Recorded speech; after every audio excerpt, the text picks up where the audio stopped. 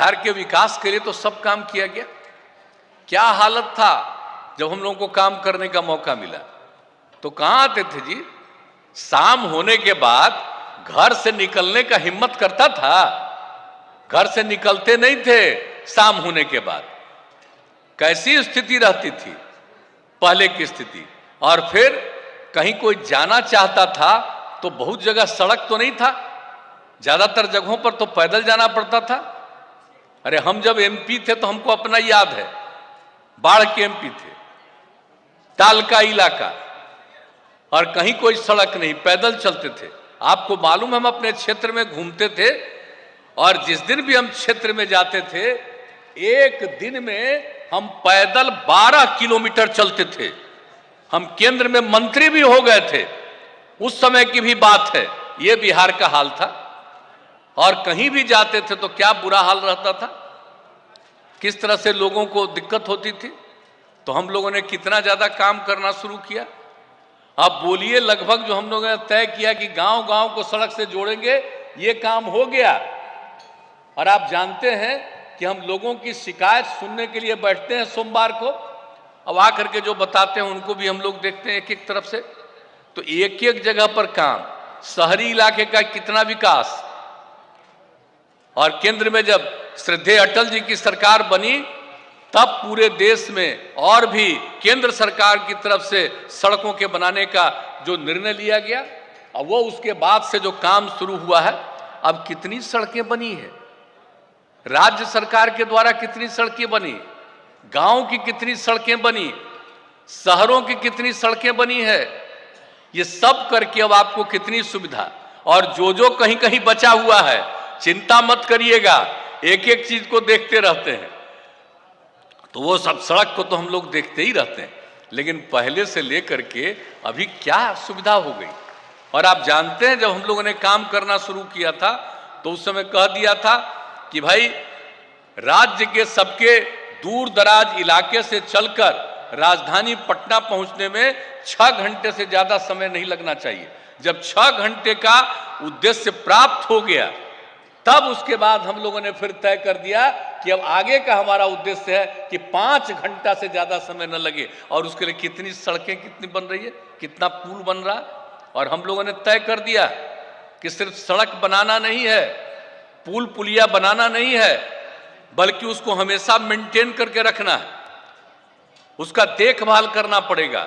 आज भी कभी कभी बाढ़ आता है, बर्बाद हो जाता है, हर बार हम कहते हैं। और अब हम लोगों ने तय कर दिया है कि जितनी भी हमारी सड़कें हैं, जितने भी हमारे पुल पुलिया है, ये सब का मेंटेनेंस का काम भी संबद्ध विभाग करेगा।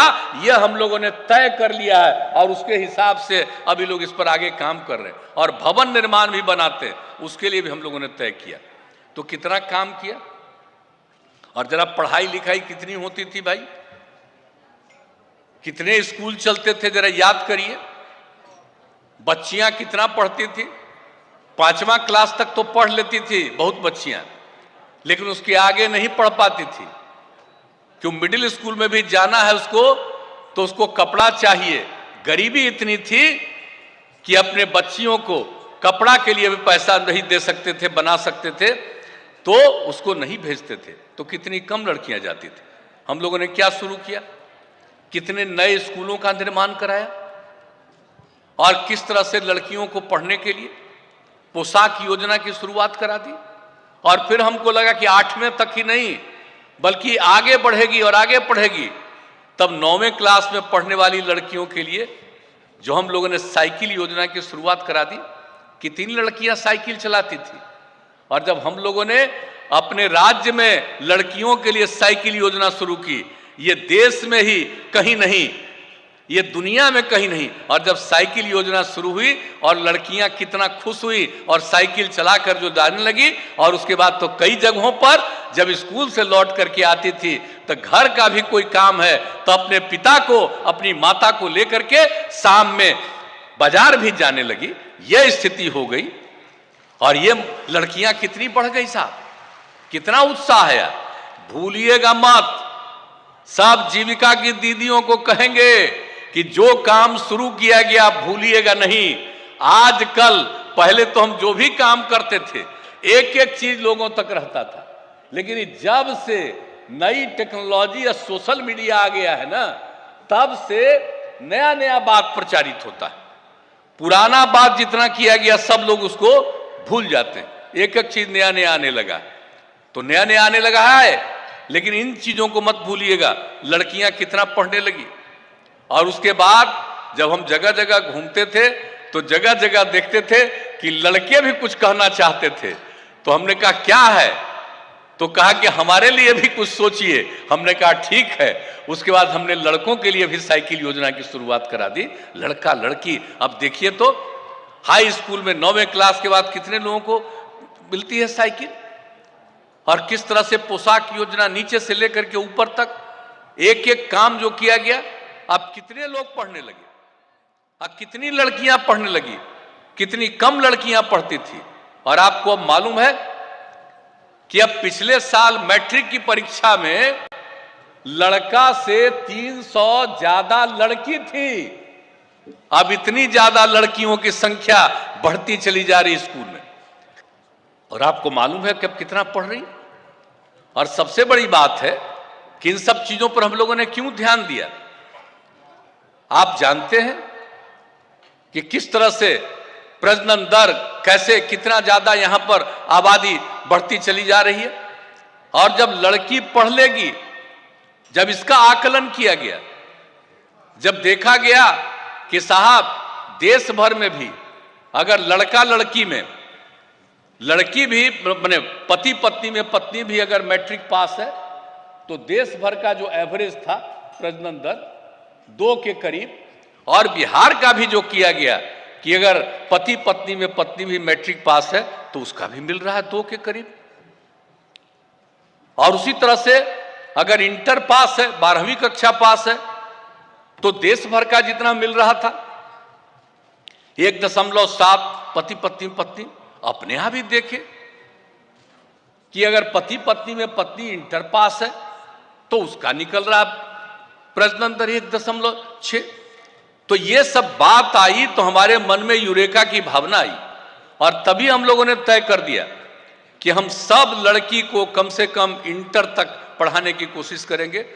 हर एक पंचायत में +2 तक की पढ़ाई का इंतजाम कर देंगे। अब देखिए कितना काम हो गया। और कल भी आप जानते हैं ना, कैबिनेट ने जो प्रस्ताव पारित कर दिया, कितना ज्यादा जो कुछ भी जहां जिन पंचायतों में हाई स्कूल नहीं, +2 तक की पढ़ाई नहीं थी, उन सब जगहों पर पहले से काम किया था, नया नया शुरू करवा दिया था। और बाद में जब पता चला कि कई पंचायतों में जगह नहीं मिल रहा था नया स्कूल खोलने के लिए, तो बाद में हम लोगों ने वहां पर शुरू करा दिया। 8वीं तक की जहां पढ़ाई होती है वहीं पर से। अब देखिए 9वां 10वां तक का हो गया, अब उसके आगे 11वां तक का, और फिर जितना बनाए हैं और जितना पहले से है, ये सब की स्थिति को +2 तक की स्थिति में अच्छा बनाने के लिए भी हम लोग कितना काम कर रहे हैं। और आपको मालूम है कि कल ही कैबिनेट से 8,000 करोड़ रुपया से भी ज्यादा का हम लोगों ने पास कर दिया है, बिल पास कर दिया, ताकि किसी भी प्रकार की दिक्कत नहीं। अब सोच लीजिए, हम लोग एक एक काम करते रहते हैं, सब लोग आगे बढ़े, सब लोग पढ़े, ये सब काम किया। स्वास्थ्य की क्या स्थिति थी पहले, कहां पढ़ाई होती, कहां इलाज होता था, कोई जाता था इलाज करने के लिए। और उसके बाद हम लोगों ने डॉक्टर से लेकर के बाकी एम्प्लॉय और सब जगह पर अस्पतालों के बारे में जो सुधार करवाया, कितना सुधार करवाया। पहले कितने लोग जा रहे थे प्रखंड स्तर पर, मात्र 39 जो हम लोगों ने 2006 में सर्वे कराया था फरवरी तक। और उसके बाद जो हम लोगों ने काम करना शुरू किया, आज क्या स्थिति है।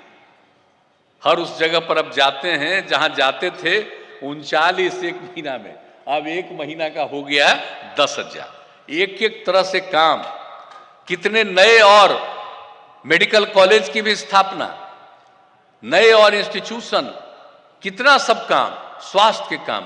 तो साथ देख लीजिए, स्वास्थ्य का हो, शिक्षा का हो,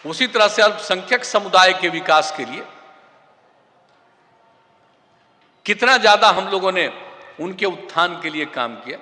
तो एक एक समुदाय ऐसा नहीं है जिसके उत्थान के लिए हम लोगों ने काम नहीं किया। और उसी में जब मांग आई शराबबंदी का, तो शराबबंदी लागू किया। और इसके लिए हम लोगों ने जितना भी संभव है उतना काम हम लोग कर रहे हैं।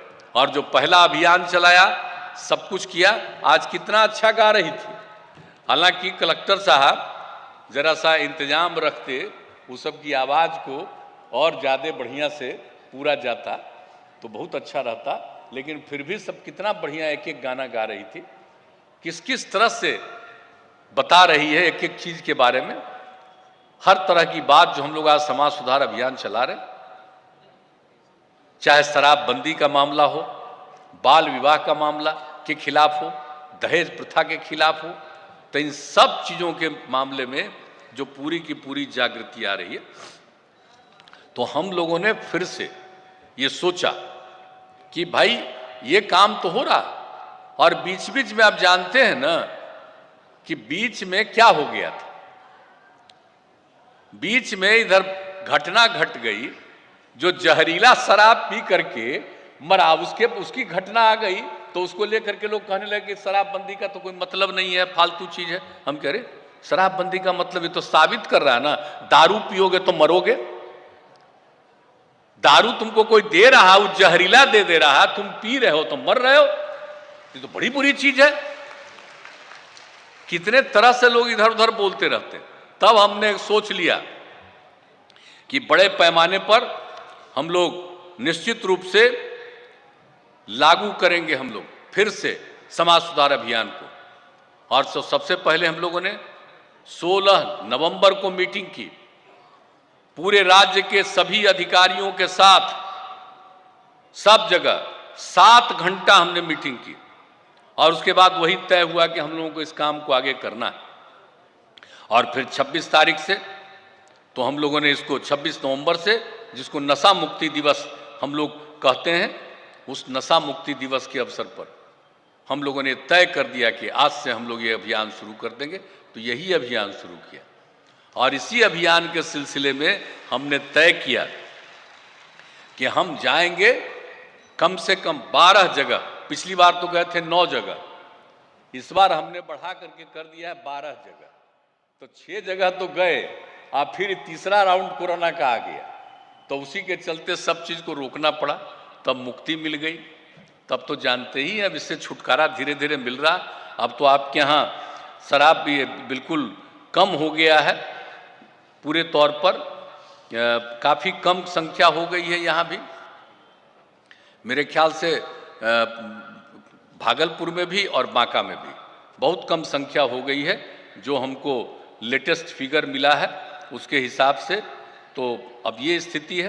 तो हम लोगों ने आज से फिर शुरू कर दिया। तो अब ये लगातार बाकी जो 6 जगह है वो सब पूरा करेंगे। लेकिन सिर्फ हम जा करके पूरा नहीं कर रहे हैं, आप समझ लीजिए कि इस चीज को बहुत आगे बढ़ाना है, एक एक चीज को। और यहाँ पर जितनी जीविका समूह की महिलाएं, अन्य जो हमारे जनप्रतिनिधि और बहुत लोग जो यहाँ पर बैठे हुए, सबसे हम कहेंगे ये अभियान तो भाई निरंतर चलाइए। और जानते हैं बहुत लोग जो अनाप शनाप बोलता है, अभी आप समझ रहे हैं कि समाज सुधार अभियान का ये कागज सबको दिया गया। ये